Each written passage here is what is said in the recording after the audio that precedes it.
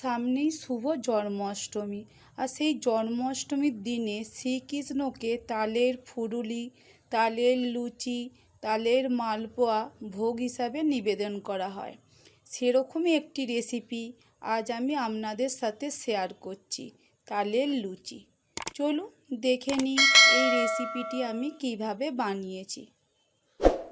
তালের লুচি বানাবার জন্য প্রথমে আমাকে একটা ডো বানাতে হবে। এই জন্য আমি একটা পাত্র নিচ্ছি, এরপর দিয়ে দিচ্ছি আমি আটা।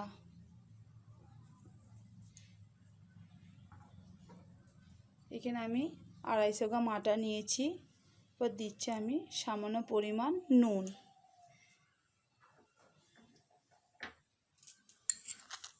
আর দিচ্ছি আমি 2 চা চামচ চিনি।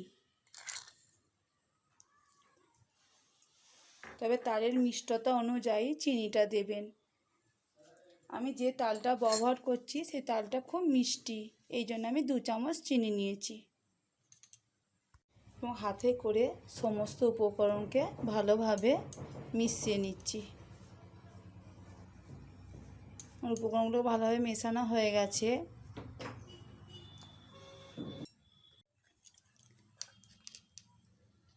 এরপর দিচ্ছি আমি তালের মাড়ি।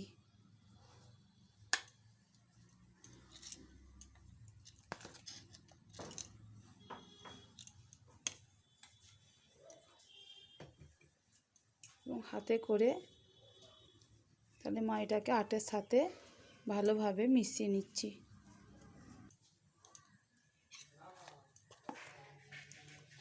অল্প অল্প তালের মাড়ি দিয়ে আটাটাকে মাখতে হবে।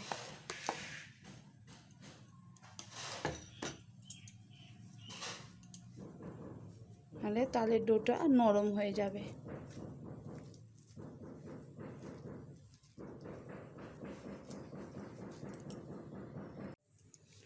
আমার সম্পূর্ণ আটাটা মাখানো হয়ে গেছে।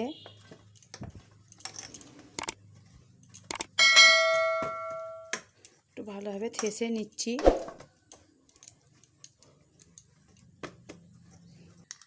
আমি এবার হাতে একটু তেল মেখে নিয়ে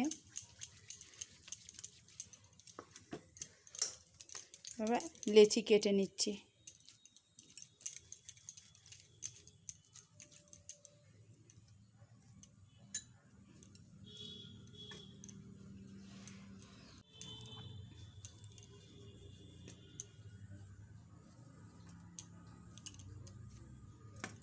সবকটি লেচি কাটা হয়ে গেছে।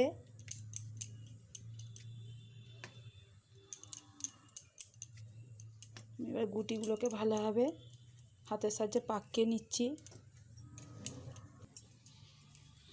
আমি এবার লুচিটাকে বেলে নেব।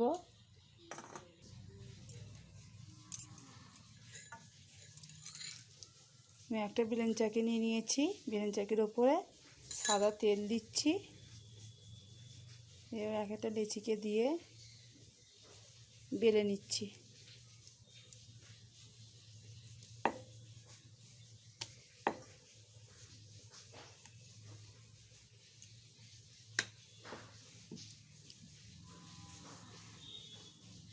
তারে লেচি বেশি পাতলা করা চলে না, একটু মোটা মোটা করেই বেলতে হয়।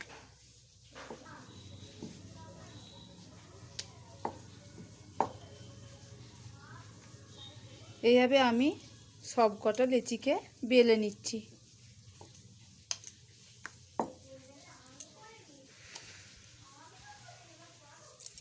আমার সব কটা লেচি বেলা হয়ে গেছে। আমি এবার এগুলোকে ভেজে নেব। এই জন্য কড়াই দিয়ে দিয়েছি সাদা তেল। তেলটাকে আমি হাই ফ্লেমে রেখে তেলটা গরম করে নিয়েছি।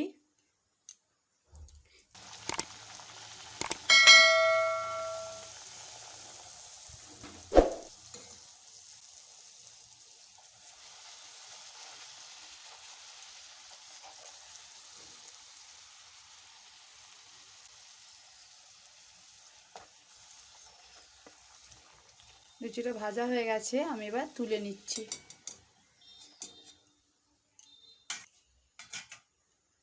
সমস্ত লুচি ভেজে নিচ্ছি।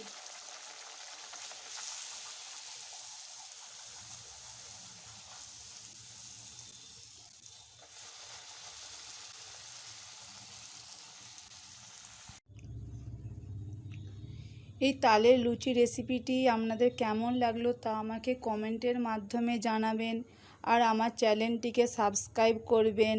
আর নতুন নতুন রেসিপির ভিডিওর আপডেট পেতে অবশ্যই পাশে থাকা বেল আইকনটি প্রেস করবেন। ধন্যবাদ।